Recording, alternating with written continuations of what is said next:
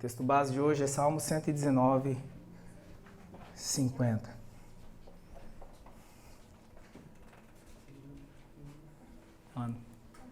Amém. Que haja luz.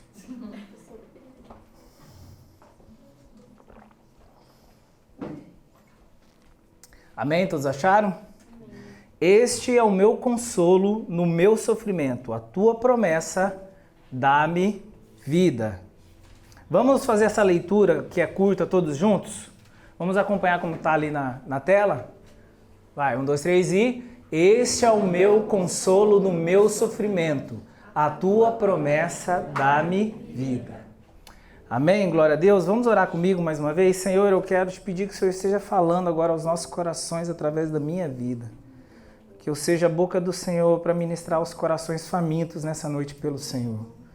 Em nome do Senhor Jesus, que essa palavra surta efeito na nossa vida, que ela mexa no nosso íntimo, que ela nos toque de uma maneira poderosa, de forma tal que nos transforme, Pai, assim como o Senhor tem feito desde o dia que decidimos andar contigo, em nome do Senhor Jesus. Amém? Queridos, eu queria confessar para vocês que como hoje é dia dos pais, eu estava querendo trazer uma palavra bem paternal, bem fraternal, assim, de como Jesus nos alcançou e nos fez filhinhos e tal. Mas já deu para ver pelo versículo que não é o que Deus tem para hoje, amém? Amém? Mas aí aguenta o rojão de Deus, tá bem? Amém? O nome dessa mensagem é Não é em Vão. Né? E o Salmo 119, ele é o mais longo da Bíblia, ele contém 176 versos. O seu autor é desconhecido, mas muitos acreditam que ele possa ter sido escrito ou por Davi, ou por Esdras, ou até mesmo por Daniel. E o cerne desse texto, que é lindo, é que a palavra de Deus é a verdade profunda e que nos ajuda em momentos de dificuldade. Este é o meu consolo no meu sofrimento, a tua promessa dá-me vida. Sabe, eu sou contador e isso sempre me leva a avaliar bem o preço das coisas e, consequentemente, o valor delas. E observe que há uma diferença entre essas duas coisas. Preço é o quanto nós estamos dispostos a pagar por algo. E valor é o quanto aquilo te proporciona de benefício. Então nós podemos pagar caro por algo que talvez nem tenha tanto valor. Ou ainda nós podemos pagar pouco por algo que na verdade seja para nós de grande valia. E eu descobri ao longo dos anos que eu não sou pão duro ou mão de vaca. Eu já fui chamado disso, não vou falar por quem. Vocês estão rindo, gente. Mas a minha esposa, ela sabe que eu desenvolvi um método, né, para a gente avaliar as coisas quando a gente vai comprar lá em casa, enfim, um método quando a gente vai comprar. E é um método muito objetivo sobre o custo-benefício, né, das nossas decisões financeiras. E eu não tenho problema algum, eu confesso para vocês, eu não tenho problema algum em gastar muito dinheiro, desde que seja um gasto útil. Ou faquinha do bistec. Tupperware é uma coisa que eu acho que vale a pena gastar, tá, galera? Natura também, Yasmin tá ali, Natura vale a pena. Agora, a verdade é, quem de nós não detesta fazer um mau gasto? Né? Agora pense comigo, Jesus, ele nos fez uma promessa que muitas vezes nós não fazemos questão de lembrar. E ela está lá em João 16:33, você não precisa abrir. Ele diz assim, ó, no mundo tereis... Que promessa que parece mais necessária tá lá na Bíblia, né? Ela poderia não estar lá, mas ela está. E por que ela está? Porque existe propósito nessas tribulações. Né? C.S. Lewis, ele diz o seguinte, o sofrimento é o megafone de Deus para um mundo ensurdecido. O sofrimento é o megafone de Deus para um mundo ensurdecido. E olha só que interessante a conversa de Jesus com os seus discípulos, lá em Lucas 9, do 22 ao 25. Depois de multiplicar os pães e os peixes, Jesus em particular com seus discípulos, ele questionava sobre quem as multidões diziam que ele era. E então seus discípulos falaram que uns diziam que ele era João, que Jesus era João Batista, outros diziam ainda que ele era Elias, outros falavam que ele era o profeta, algum profeta do passado que ressuscitou. Só que agora Jesus se volta para os seus discípulos e fala: e vocês, quem dizem que eu sou? E vocês conhecem a história. Pedro, com ousadia, ele responde: és o Cristo, o Filho do Deus vivo. A revelação de Pedro, ela é muito específica. Ele não diz: tu és o Filho de Deus, nem tu és o Rei dos Judeus, muito menos tu és o Deus Todo-Poderoso. O que ele diz é: tu és o Cristo. E o que é Cristo? Literalmente significa o ungido de Deus. Agora, quando alguém era separado para um ofício, nós encontramos na palavra de Deus, ela nos conta que essa pessoa, ela era ungida para exercer aquele ofício. Agora eu pergunto para vocês, para que Jesus ele foi ungido? Qual era o propósito de Jesus aqui na terra? Qual era a grande missão de Jesus? E a grande missão de Jesus era morrer. Então observe comigo nos versículos 22 a 25, lá de Lucas 9, o que Jesus fala aos seus discípulos. Ele diz assim, é necessário que o Filho do Homem sofra muitas coisas e seja rejeitado pelos líderes religiosos, pelos chefes dos sacerdotes e pelos mestres da lei, seja morto e ressuscite no terceiro dia. Jesus dizia a todos: se alguém quiser acompanhar-me, negue-se a si mesmo, tome diariamente a sua cruz e siga-me. Pois quem quiser salvar a sua vida perderá, mas quem perder a sua vida por minha causa, este a salvará. Pois que adianta o homem ganhar o mundo inteiro e perder-se ou destruir a si mesmo? Gente, nós estamos falando de ninguém mais, ninguém menos do que Jesus. Jesus, ele veio para este mundo, ele passou por sofrimentos. Agora, por que nós achamos, por que nós nos consideramos maiores do que Jesus? E sim, eu estou falando que a gente se considera, porque só isso explica o fato da gente muitas vezes fugir dos sofrimentos, a gente achar que eles são injustos porque estamos inconscientemente nos achando maiores e melhores do que o próprio Cristo. Tudo bem, Jesus veio, ele sofreu, mas cara, eu não vou sofrer. É injusto. Por que eu tenho que passar por aflição? Por que eu estou passando por essas coisas? Paulo ele fala lá em Hebreus 5:8, embora sendo filho, ele aprendeu a obedecer por meio daquilo que sofreu. Jesus. Existe propósito no seu sofrimento, meu irmão. Por que você está fugindo dele? O que Jesus espera de nós não é que a gente ignore a nossa cruz e o siga. O que ele diz é: tome a sua cruz diariamente e siga-me. Pegue a sua luta, pegue a sua dor, observe, reflita, cheire, viva, aprenda. E então, depois disso, siga Jesus. Spurgeon, ele tem uma frase que diz o seguinte: muitos homens devem a grandeza da sua vida aos obstáculos que tiveram que vencer. Foi por meio do sofrimento que Jesus aprendeu a obediência. Foi por meio da dor que Cristo foi aperfeiçoado. E não é diferente com a gente. Quando Paulo ensina a igreja de Éfeso sobre a comunhão, ele diz o seguinte aos maridos: maridos, amem as suas mulheres, assim como Cristo amou a igreja e entregou-se a si mesmo por ela. O exemplo deixado por Jesus foi de um amor sacrificial, sabe? Onde eu não fujo dos meus sofrimentos, mas eu me deixo ser transformado por eles. Eu me desgasto em favor de mim e em favor dos meus irmãos, para a glória de Deus. Nós precisamos aprender a viver nossas lutas, os nossos sofrimentos e as nossas dores sem perder de foco quais são os propósitos dessas dores.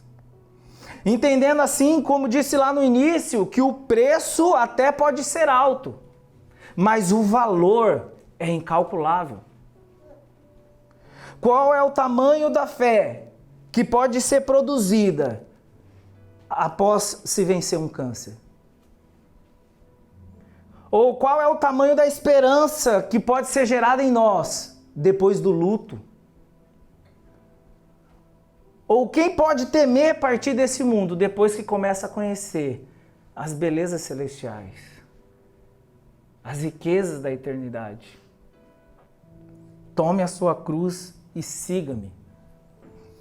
E sabe o que é mais interessante? Que quando nós aprendemos a aceitar os nossos sofrimentos e vivê-los de maneira intencional, buscando o propósito deles, também passamos a experimentar um lugar onde nós carregamos também o fardo uns dos outros. Jesus ele ensinou que o segundo maior mandamento era amar o próximo como a ti mesmo.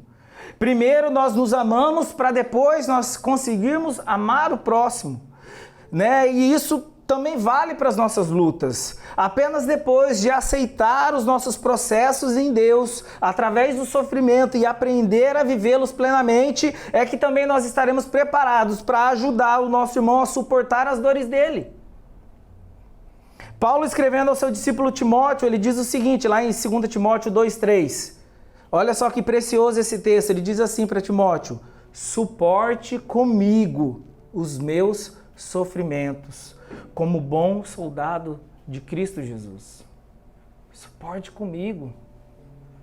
O que Paulo está dizendo é: meu amigo, você é meu amigo, eu te amo tanto, cara, me ajuda, me ajuda. Eu preciso de alguém do meu lado para eu suportar essa dor que eu estou carregando, que é muito grande.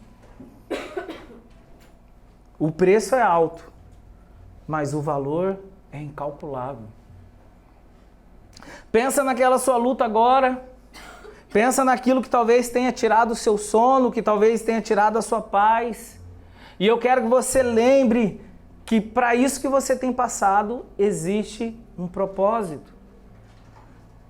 Tem um autor chamado Daniel Simon Celos, não sei se é Simon Celos ou Simon Celos apenas, que diz o seguinte: as tribulações devem nos lembrar apenas de uma coisa: não somos daqui. Olha que coisa linda. As tribulações devem nos lembrar apenas uma coisa: não somos daqui. E hoje eu quero falar com vocês a respeito do propósito do sofrimento. E os nossos sofrimentos, eles podem gerar, dentre outras coisas, 3 pontos que eu quero destacar com vocês. O primeiro deles é que os nossos sofrimentos, eles nos aperfeiçoam. O segundo é que os nossos sofrimentos inspiram outras pessoas. E por último, os nossos sofrimentos glorificam a Deus. E eu quero compartilhar isso com você, buscando as referências na Bíblia. Eu já comentei, com vocês que Jesus, ele aprendeu a obediência por meio do sofrimento. É impossível não reconhecer a qualidade pedagógica que o sofrimento tem. Eu aprendi a evitar uma queda de bicicleta caindo dela. Ou eu aprendi também a não cortar a minha mão com essas facas culinárias, me cortando. Indiscutivelmente, os nossos sofrimentos, eles nos ensinam algo.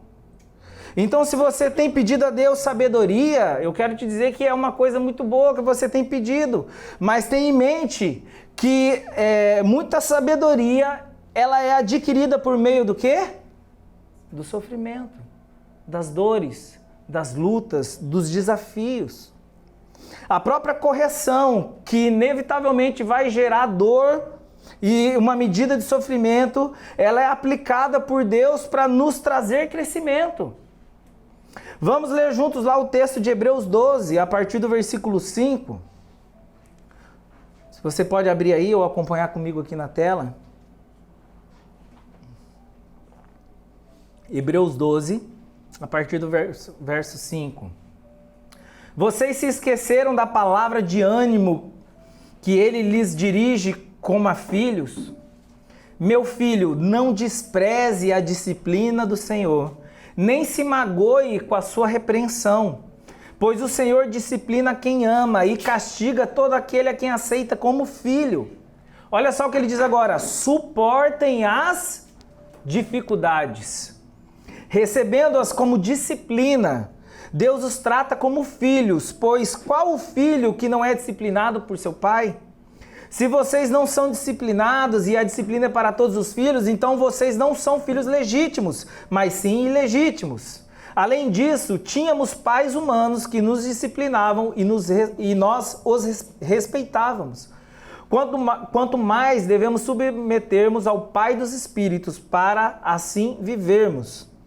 Nossos pais nos disciplinavam por curto período, segundo lhes parecia melhor. Mas Deus nos disciplina para o nosso bem, para que participemos da sua santidade. Nenhuma disciplina parece ser motivo de alegria no momento, mas sim de tristeza.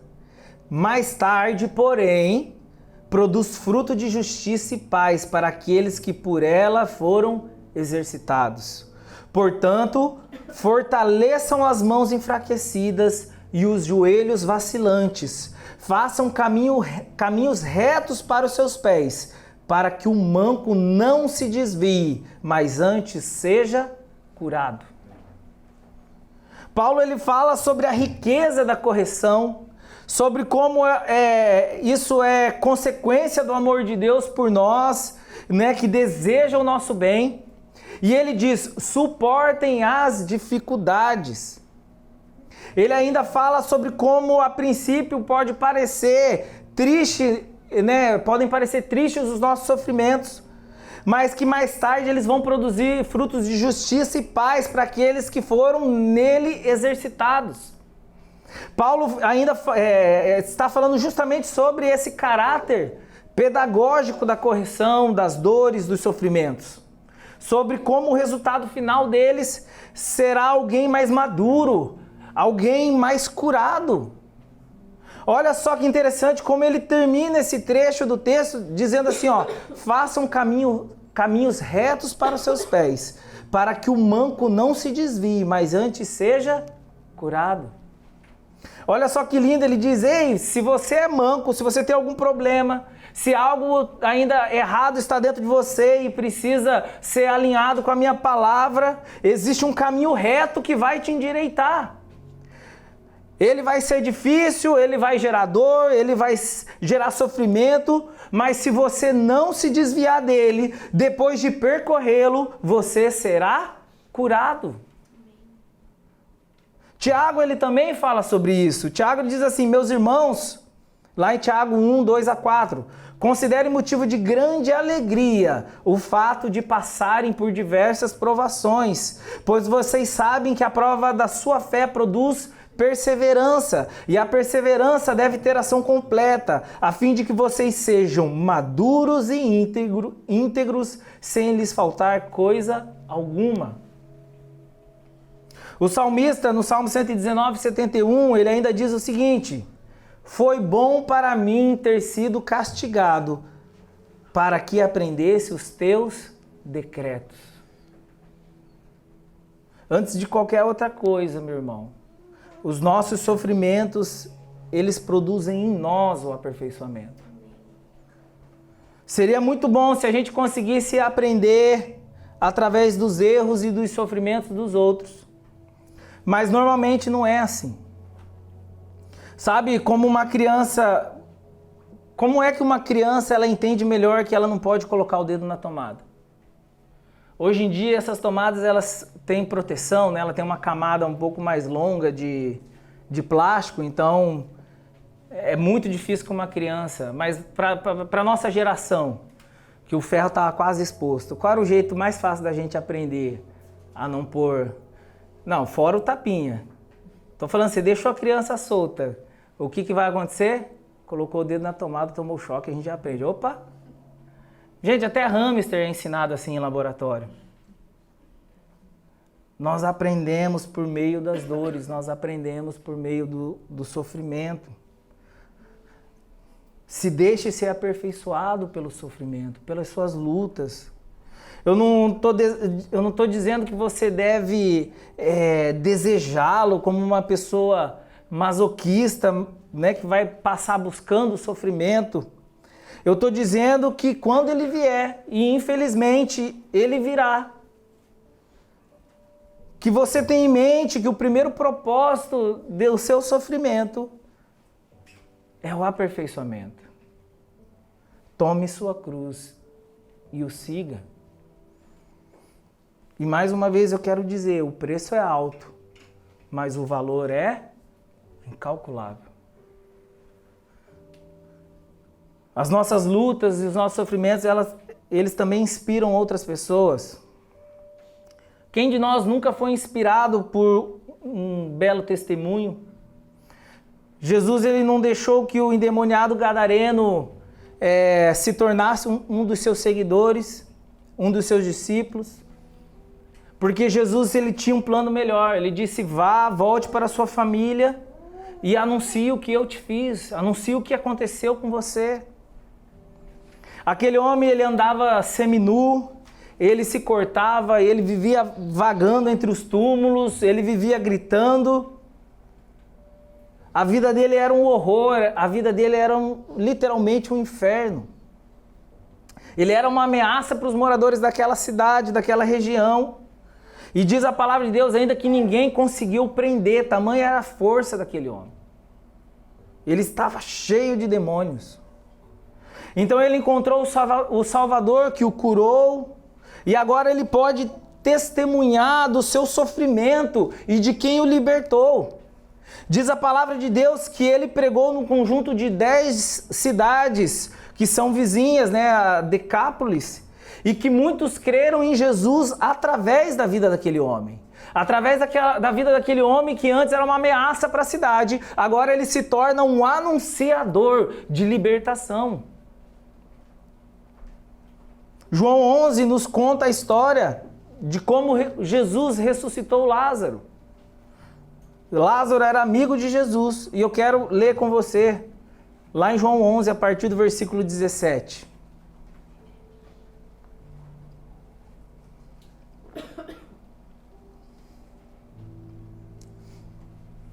João 11, a partir do versículo 17. Ao chegar, Jesus verificou que Lázaro já estava no sepulcro havia 4 dias. Betânia distava cerca de 3 quilômetros de Jerusalém, e muitos judeus tinham ido visitar Marta e Maria para confortá-las pela perda do irmão.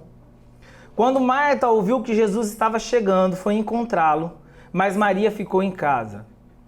Disse Marta a Jesus, Senhor, se estivesse aqui, meu irmão não teria morrido.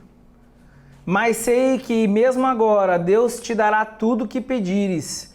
Disse-lhe Jesus, o seu irmão vai ressuscitar. Marta respondeu, eu sei que ele vai ressuscitar na ressurreição do último dia. Disse-lhe Jesus, eu sou a ressurreição e a vida. Aquele que crê em mim, ainda que morra, viverá. E quem vive e crê em mim não morrerá eternamente. Você crê nisso? Ela respondeu, sim, Senhor, eu tenho crido que tu és o Cristo, o Filho de Deus, que devia vir ao mundo. E depois de dizer isso, foi para casa e chamando à parte Maria, disse-lhe, o mestre está aqui e está chamando você. Ao ouvir isso, Maria levantou-se depressa e foi ao encontro dele. Jesus ainda não tinha entrado no povoado, mas estava no lugar onde Marta o encontrara. Quando notaram que ela se levantou depressa e saiu, os judeus que a estavam confortando em casa seguiram-na, supondo que ela ia ao sepulcro para lhe chorar. Chegando ao lugar onde Jesus estava e vendo, Maria prostrou-se aos pés e disse, Senhor, se estivesses aqui, meu irmão não teria morrido. Ao ver chorando Maria e os judeus que o acompanhavam, Jesus agitou-se no espírito e perturbou-se. Onde o colocaram? Perguntou ele. Vem e vê, Senhor, responderam eles. Jesus chorou. E então os judeus disseram, vejam como ele o amava. Jesus, ele certamente amava Lázaro, seu amigo. Mas não faz sentido nenhum a gente dizer que Jesus chorou por saber que o seu amigo estava morto, por ver que o seu amigo estava morto, porque afinal, Jesus ele já sabia que Lázaro ressuscitaria. E com base nisso, eu quero aproveitar para fazer um parênteses a respeito disso. O que fez Jesus chorar não foi a morte de Lázaro, mas o que fez Jesus chorar foi ver o sofrimento daqueles que ele amava. Deus, ele se importa com a sua dor. Nunca duvide disso, Deus, ele se importa com o seu sofrimento. Ele conhece o propósito, ele sabe dos frutos que serão gerados, mas ele chora com você. O seu sofrimento, ele comove o coração do nosso Deus. Deus não nos pede nada do que Ele mesmo já tem experimentado antes. Amém? E Jesus, ele se fez homem, ele abriu mão de ser Deus, porque ele considerou que ser Deus não era algo que ele deveria se apegar. É isso que diz a palavra de Deus. Ele veio ao mundo, e ele nos deixou o exemplo do que nós devemos fazer. Ele não apenas disse o que nós deveríamos fazer, ele mostrou. Essa é a beleza do Evangelho. Em Romanos 12:15, Paulo diz, alegre-se com os que se alegram e chore com os que choram. Quando os amigos de Jó foram ao seu encontro para se solidarizar com ele, com a sua dor, diz o texto que eles choraram com ele. O texto diz assim, quando o viram à distância, mal puderam reconhecê-lo e começaram a chorar em alta voz. Cada um deles rasgou o manto e colocou terra sobre a cabeça.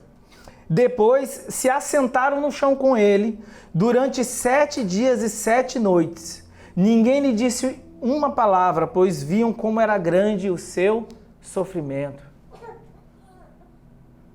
Foi esse mesmo sentimento que permeou o coração de Jesus naquele momento.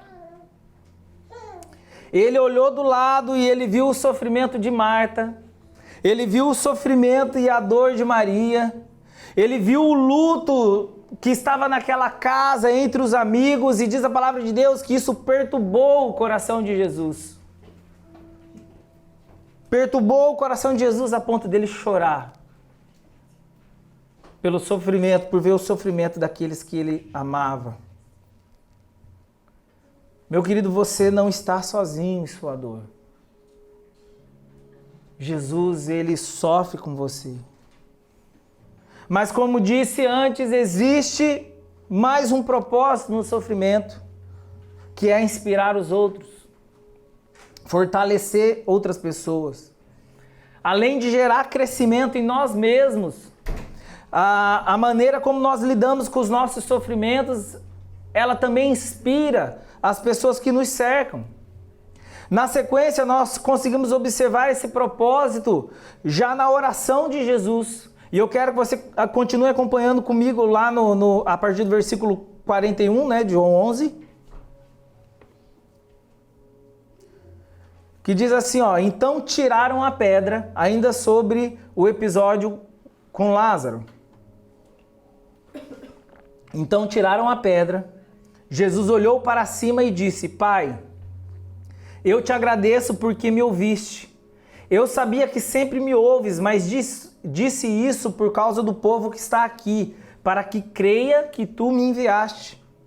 Depois de dizer isso, Jesus bradou em alta voz, Lázaro, venha para fora. O morto saiu com as mãos e os pés envolvidos em faixas de linho e o rosto envolto num pano. Disse-lhes Jesus: tirem as faixas dele e deixem-no ir.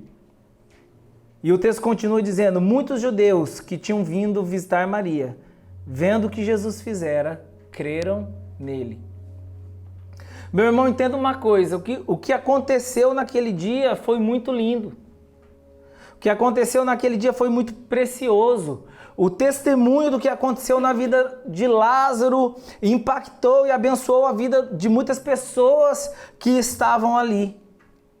Mas que para que essa bênção pudesse acontecer, para que esse testemunho lindo fosse gerado, Lázaro teve que adoecer. E Lázaro teve que morrer. O propósito de Deus naquele sofrimento era inspirar a vida de outros. A palavra de Jesus é clara. Quando ele ora, ele diz assim: para que creiam que tu me enviaste. Para aquele momento, aquela dor daquela família, a doença daquele homem, a morte dele, tinha um propósito. E ela alcançou o propósito, que era tocar a vida de outras pessoas. Quando nós lemos a história, nós vemos que quando Jesus ele fica sabendo da doença de Lázaro, ele fica sabendo que seu amigo está doente. Ele ainda ficou mais 2 dias onde ele estava. Ele podia ter ido antes, ele podia ter ido lá curar Lázaro da sua doença, ou ele podia talvez ter evitado a morte de Lázaro, ou ele poderia até ter chegado um pouco mais depressa, mas existia um propósito que inspiraria a vida de muitos outros naquele sofrimento, naquela dor. Quando Jesus chegou, diz a palavra que já fazia 4 dias que Lázaro estava morto. E essa espera de Jesus foi muito intencional. Naquele tempo já existiam doenças que poderiam fazer com que a pessoa parecesse estar morta, mas sem estar. Então era muito comum se aguardar mais dias. Acho que um exemplo de doença como essa é uma chamada catalepsia patológica. Né? A pessoa ela não consegue se movimentar, ela fica parecendo uma estátua de cera, o seu ritmo cardíaco diminui, ficam reduzidos praticamente imperceptíveis. E essa pessoa facilmente ela pode ser confundida como uma pessoa morta. Eu não sei vocês, mas eu me lembro de ouvir na minha infância muitas histórias sobre essa, né? Sobre pessoas que foram enterradas e dias depois foram exumar novamente o corpo, encontraram o corpo em outra posição. Eu não sei se vocês já ouviram. São histórias tristes, mas podia acontecer. E Jesus ele queria naquele momento descartar que essas pessoas pudessem interpretar dessa forma. Se ele tivesse chegado antes e orado por Lázaro recém-morto, eles poderiam falar: isso daí não foi milagre, coisíssima nenhuma. É que ele provavelmente tinha aquela doença lá, agora voltou à vida e está tudo certo. Era preciso esperar mais dias, era necessário que o corpo cheirasse mal, era necessário que aquele corpo já estivesse em estado de decomposição para que a fé daquele povo fosse alimentada e o propósito fosse alcançado. Os seus sofrimentos, eles inspiram outros. O preço é alto, mas o valor é incalculável. Quantas pessoas deixam de ser abençoadas quando nós não aceitamos os processos de Deus em nossas vidas e fugimos das nossas lutas, das nossas provações e dos nossos sofrimentos? Você é um testemunho ambulante da graça e da misericórdia de Deus. Por último, eu quero compartilhar ainda que os nossos sofrimentos, eles glorificam a Deus. Quando Jesus fica sabendo da doença de Lázaro, ele diz lá no versículo 4: essa doença não acabará em morte. É para a glória de Deus, para que o Filho de Deus seja glorificado por meio dela. Paulo, ele sabia disso. Foi ele quem disse que aprendeu a passar por toda e qualquer situação, sabia viver na fartura e na escassez, ele sabia viver em paz ou na tribulação. Quando aprendemos que não apenas nossas conquistas glorificam a Deus, mas as nossas dores também. Nós demonstramos um amor que não está interessado apenas nas mãos de Jesus, não apenas naquilo que Jesus pode nos dar, mas nós passamos a nos interessar também pelos seus pés e seguir o seu caminho, seguir o caminho que ele seguiu e andar da mesma forma que ele, a viver uma vida de sacrifício pelos outros. Como eu disse, Jesus veio para um propósito. E qual era o propósito do Senhor? Morrer por nós. Não existe amor mais sacrificial do que aquele que Jesus nos ensinou. Paulo afirma lá em 1 Tessalonicenses 1,6, você não precisa abrir. De fato, vocês se tornaram nossos imitadores e do Senhor, pois apesar de muito sofrimento, receberam a palavra com alegria que vem do Espírito Santo. Ser um imitador de Cristo é aprender a sofrer por amor, entendendo que existe um propósito que o glorifica, que glorifica a Deus. Paulo, ele tinha propriedade para falar sobre sofrimento. O coitado, ele sofreu prisões, ele sofreu açoites, ele passou fome, ele teve frio. A lista de sofrimentos de Paulo é muito vasta. Em 2 Coríntios 4,17, ele ainda diz algo que parece ser impensável para nós, quando nós não entendemos exatamente o contexto de como ele fala isso. Ele diz assim, pois os nossos sofrimentos, é Paulo, hein? Depois de tudo que ele passou, ele diz assim, pois os nossos sofrimentos leves e momentâneos estão produzindo para nós uma glória eterna, que pesa mais do que todos eles. O que eu acho lindo nesse texto é que Paulo, ele está dizendo que não é que nossos sofrimentos são pequenos. Ele não está menosprezando as nossas lutas e as nossas dores. Quem está falando é uma pessoa que experimentou, talvez mais do que todos os outros discípulos, dores sobre-humanas. Mas o contexto em que ele declara isso é em comparação à glória de Deus. O que são nossos sofrimentos se comparados à glória de Deus? A glória pesa muito mais do que os nossos sofrimentos. É isso que ele está dizendo.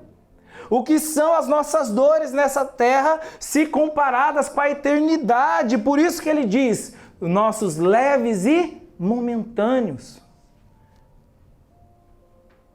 Leves e momentâneos, o que é o nosso tempo aqui na terra, se comparada com toda a eternidade com Ele. O que são as lutas que nós passamos nessa terra, se comparada com toda a glória que a gente vai desfrutar na eternidade. Basicamente, o que ele está falando é, o preço é alto, mas o valor é incalculável. John Piper, ele tem uma frase linda sobre isso. Ele diz assim, Cristo é glorificado em mim quando as pessoas veem que Ele é mais importante que todas as coisas que a vida pode dar ou a morte levar. Cristo é glorificado quando você entende o que Davi declara lá em Salmo 23:4. Ele diz, mesmo quando eu andar por um vale de trevas e morte, não temerei perigo algum, pois tu estás comigo. A tua vara e o teu cajado me protegem. Que lugar é esse onde eu posso encontrar consolo na minha dor? Que lugar é esse onde eu posso encontrar proteção em meio à dificuldade? Essa força que provém de Deus e só dele nos faz poder declarar o que Paulo declarou também. Lá em 2 Coríntios 4, de 8 a 10. E esse eu quero que você acompanhe comigo. 2 Coríntios 4, versículo 8 a 10. Diz assim, de todos os lados somos pressionados, mas não desanimados. Ficamos perplexos, mas não desesperados. Somos perseguidos, mas não abandonados. Abatidos, mas não destruídos. trazemos sempre em nosso corpo o morrer de Jesus, para que a vida de Jesus também seja revelada em nosso corpo. Eu não vim aqui hoje para dizer que Deus vai tirar a sua dor. Sabemos que na eternidade realmente isso vai acontecer. Lá não haverá mais dores, lá não haverá doenças, lá não haverá fome, lá não haverá choro. Mas pode ser que nessa terra nós ainda continuemos a experimentar algumas dores. O que o Espírito Santo de Deus quer fazer, quer falar nessa noite, é trazer sobre nós um senso de direção e de propósito sobre essas dores. Um senso de direção e propósito sobre essas lutas que nós enfrentamos. Eu não vim te dizer nessa noite que a sua dor vai acabar, mas sim que ela tem um propósito. Sua dor, ela não é em vão. Através das suas lutas, você é aperfeiçoado. Outras pessoas são inspiradas. E o nome do Senhor é glorificado. Vocês recebem essa palavra? Amém. O preço é alto, mas o valor é incalculável. Talvez você tenha dificuldade em lidar com a dor. Talvez você tenha dificuldade em reconhecer Deus no meio da tempestade. Deus, ele se apresentou a Elias como uma brisa suave. Mas Jesus, ele também deu experiências para os seus discípulos em meio ao mar revolto. Não se trata sobre se nós vamos passar ou não por lutas, porque nós já sabemos que passaremos. A questão é qual é o sentido que nós daremos às nossas lutas, às nossas dores, às nossas lutas, dores e sofrimentos. Elas não são em vão, elas nos aperfeiçoam, inspiram outros e glorificam a Deus. Eu queria orar com você.